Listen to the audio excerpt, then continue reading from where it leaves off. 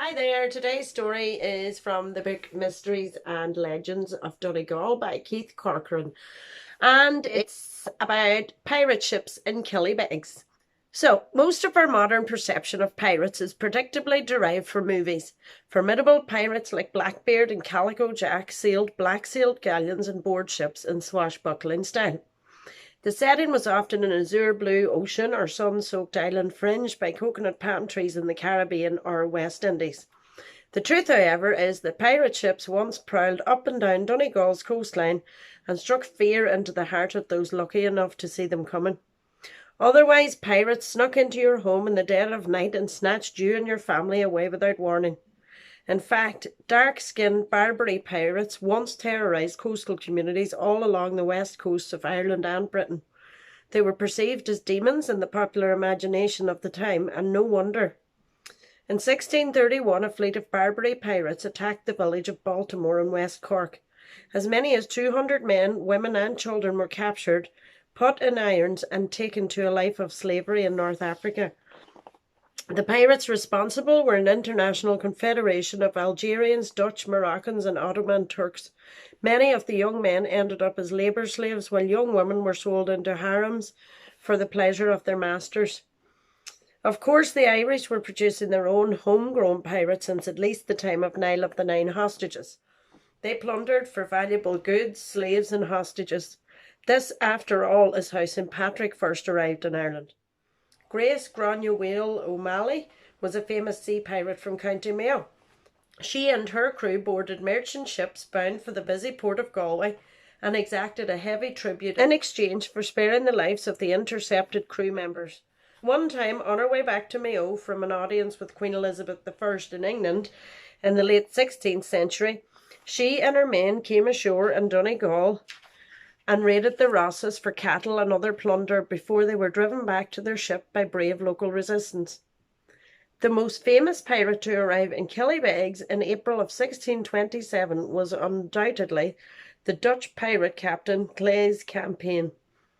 Unlike the marauding O'Malleys, Captain Campaign came in peace, declaring that he and his crew merely required provisions. He put into Killybegs harbour with 3 pirate ships full of thirsty crew members. On board they were carrying chests of gold and silver ducats possibly captured from Spanish or Portuguese treasure ships returning from the New World.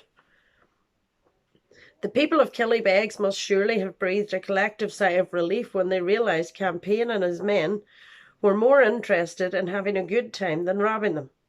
Tradition has it that they drank Killybegs dry, went with every available loose woman in the district, and spent between £1,000 and £1,500 in Barbary ducats and Spanish silver.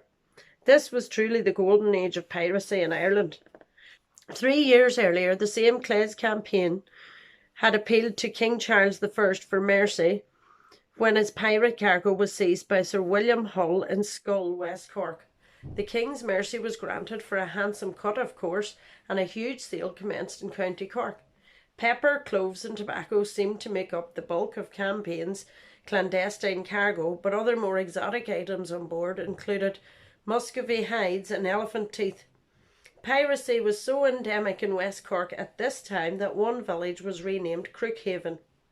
The English soon caught wind of the pirate ships anchored in Killybegs harbour. Captain Campaign claimed to have letters of protection from the States of Holland and the King of England, but the authorities in Dublin Castle simply didn't believe him. Although the English Crown's rule in Donegal was still weak, they were determined to show face. 2 of Charles I's representatives in Donegal, High Constable James Hamilton and his brother William Hamilton, the Minister of Killybegs, were instructed to arrest Captain Campaign and impound his 3 ships crewed by seasoned pirates. Oh, to have been a fly on the wall, to have seen the reaction on James and William Hamilton's faces upon reading these orders while a raucous pirate party was in full swing around the inns and taverns of Killybegs. It is said that discretion is the better part of valour, and perhaps wisely, the 2 Hamilton brothers showed Captain Campaign's ship pilot the instructions they had received to make his arrest. They then informed their superiors with understated genius that they did not have sufficient power at the right moment to arrest Captain Campaign and his crew. Campaigning as pirate ships hoisted up their sails again sometime before mid-May 1627. They set a course for Holland around the north coast of Scotland with their remaining treasure chests of gold, silver, and jewels. Their likes would never be seen again as European nation states began to slowly regain control over the high seas.